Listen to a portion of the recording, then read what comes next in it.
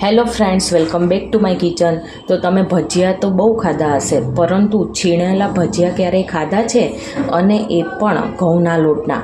તો ફ્રેન્ડ્સ, આજે આપણે ઘઉંના લોટના છીણેલા ભજીયા બનાવીશું. તો તે માટે મારી પાસે જે કોઈ શાકભાજી અવેલેબલ હતા એ મેં લીધેલા છે, જેમાં છીણેલું બટેટું, જેને મેં પાણીમાં રાખેલું છે જેથી કરીને તે કાળું ના પડી જાય અને આમાંથી સ્ટાર્ચ છે એ દૂર થઈ જાય. તેના માટે એક મીડિયમ સાઇઝનું બટેટાને જો આ રીતના છીણી લીધું છે.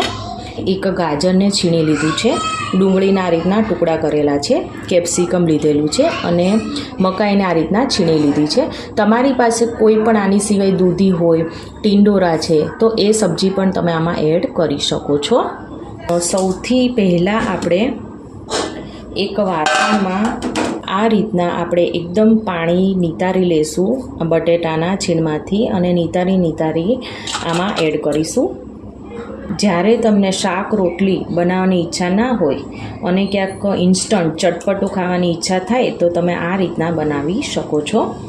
બધા જ આપણે છીણેલા જે સબ્જી છે એ બધી આપણે આમાં એડ કરીશું. સાથે આપણે 1 કપ છે એ ઘઉંનો આપણે ઝીણો જે આપણે રોટલી બનાવીએ તે મેં અહીંયા લીધેલું છે, જે આપણે એડ કરીએ. અને તેની સાથે 5 થી 6 મોટી ચમચી જેટલો અહીંયા મેં ચોખાનો લોટ લીધેલો છે, જે આપણે એડ કરીશું. તમે આની જગ્યાએ સોજી પણ લઈ શકો છો. તીખાશ માટે આપણે લીલું મરચું, સ્વાદ અનુસાર નમક, થોડી આપણે લસણવાળી ચટણી એડ કરીએ. આ ભજીયા છે ઓર ટેસ્ટી લાગે તે માટે થઈને આપણે 1 મોટી ચમચી ભરીને આદું એડ કરીએ. થોડો કલર સરસ આવે તે માટે થઈને ચપટી એવી આપણે હળદર પાવડર એડ કરીશું. તે સાથે આ ભજીયા છે ડાયજેસ્ટ થઈ જાય તે માટે થઈને આપણે ચપટી એવી હિંગ પાવડર એડ કરીએ. હવે બધું આ રીતના આપણે મિક્સ કરી લેવાનું છે. અત્યારે મેં આટલા શાકભાજી એડ કર્યા છે. જો તમને આ વધુ પડતા હોય તો તમે આમાં ઓછા સબ્જી એડ કરીને પણ આ ભજીયાની મોજ માણી શકો છો. હવે જેમ જરૂર જણાય એ પ્રમાણે આપણે પાણી આ રીતના થોડું કરીને એડ કરતા જશું અને આ રીતના મિક્સ કરતા જશું. આ ભજીયાનું બેટર છે સાવ ઢીલું ના થઈ જાય એ વાતનું ખાસ ધ્યાન રાખવાનું છે. હવે આપણે હાથેથી જ બધી વસ્તુ મિક્સ કરીશું એટલે બેટર છે એ ઢીલું ના થઈ જાય. જો કંઈક આ રીતના આપણું બેટર છે એ મેં કઠણ રાખ્યું છે. હવે આ બેટરમાં આપણે ચપટી એવો ખાવાનો સોડા એડ કરીશું, જે આપણે ભજીયા બનાવતી વખતે એડ કરીએ તે જ આપણે અહીંયા એડ કરવાનો છે. ના નાખો તો પણ ચાલે, પણ આનાથી ભજીયા છે થોડા વધુ પોચા બનશે. અને તેને એક્ટિવેટ કરવા માટે આપણે લીંબુ એડ કરીશું. અડધા લીંબુનો રસ એડ કરીએ, જેનાથી ટેસ્ટ પણ ખૂબ જ સરસ આવશે. હવે ફરીથી આપણે બધું જો આ રીતના મિક્સ કરી લેવાનું છે. તો આ રીતના હાથમાં લેતા આ રીતના ભજીયું છે એ હાથમાં આવે છે અને જો આ રીતના આપણે પાડીએ તો સરસ એવા જો ગોળ આકારના પડે છે. બસ આટલું જ આપણે ઢીલું કરવાનું, વધારે પડતું ઢીલું નહીં કરવાનું. જો આ રીતના આપણે મીડિયમ સાઇઝના ભજીયા લઈશું અને સીધા હવે આપણે તેલમાં પાડીશું. તો અહીંયા મેં તેલ છે એ પહેલેથી ગરમ કરવા માટે મૂકેલું છે.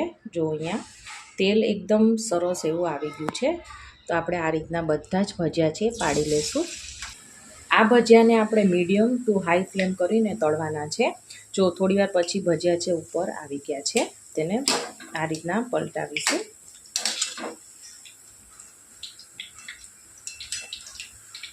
અને તેનો કલર થોડો ચેન્જ ના થાય ત્યાં સુધી આપણે તેને તળવાના છે.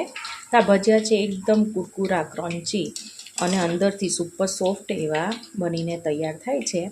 તો વરસાદની સિઝન છે તો આપણે ઘણીવાર આ રીતના ચટપટું ખાવાનું મન થતું હોય, ઇન્સ્ટન્ટ બનાવીને આ ખાઈ શકો છો. આ રીતના આપણે ફેરવતા રહેવાનું એટલે બધી સાઈડથી ભજીયા છે ને પ્રોપર અંદર સુધી છે એ તળાઈ જાય. તો જો થોડી વારમાં છે ને આપણા ભજીયાનો કલર છે એ સાવ ચેન્જ થઈ ગયો છે, તમે જોઈ શકો છો. તો આપણે ઝારામાં આ રીતના નિતારીને કાઢી લેશું એટલે જે કાંઈ એક્સ્ટ્રા તેલ હશે એ પણ આમાં નીતરી જશે. જો આ રીતના ભજીયા છે એ બનીને તૈયાર થઈ ગયા છે. તો છીણેલા ભજીયા છે એકદમ તૈયાર છે ખાવા માટે અને એ પણ ઘઉંના લોટના.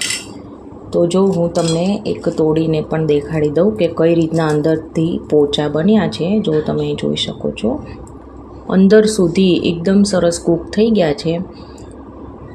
તો અંદરથી એકદમ રૂ જેવા પોચા અને ઉપરથી ક્રિસ્પી એવા આ ભજીયા બન્યા છે. તો આને વરસાદની સિઝનમાં ખાસ સોસ સાથે કે પછી ચટણી કે પછી દહીંની ચટણી સાથે તમે સર્વ કરી શકો છો. ખૂબ જ સરસ એવા લાગતા હોય છે. તો ફ્રેન્ડ્સ, આજની મારી આ નવી યુનિક રેસીપી ગમી હોય તો મારી ચેનલને સબસ્ક્રાઈબ, લાઈક અને શેર કરવાનું ના ભૂલતા. તો આપણે ફરીવાર મળીશું એક નવા જ ઉપયોગી વિડીયો સાથે. Thank you for watching.